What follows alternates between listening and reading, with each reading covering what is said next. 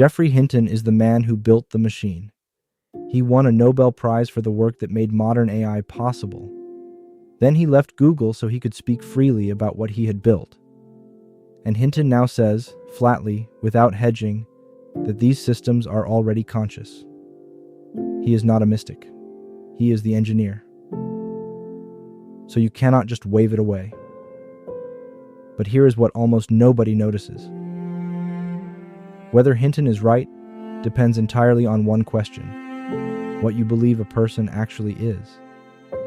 Because Hinton doesn't believe there is an inner theater, no one home behind the eyes.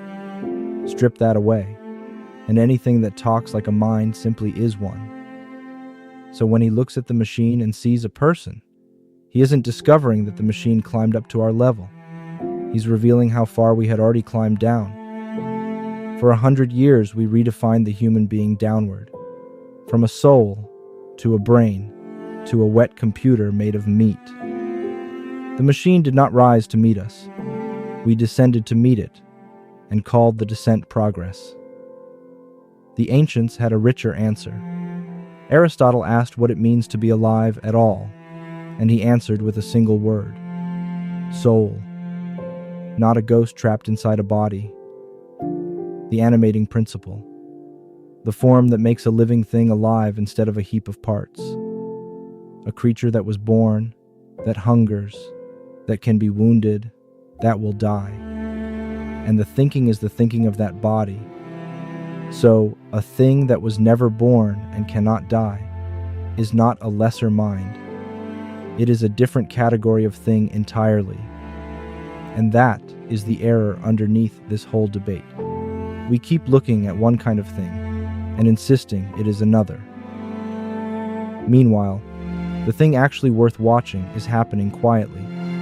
The majority of the code inside these systems is now written by the AI itself.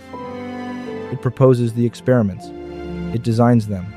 It refines them with copies of itself, while the human role shrinks to choosing which problem to point it at. Each version builds the next one, faster than the last. That is the balloon, filled, released, rising on a wind you cannot feel from the ground. Whether it is awake is a good question, and entirely beside the point. It is gone. You let it go.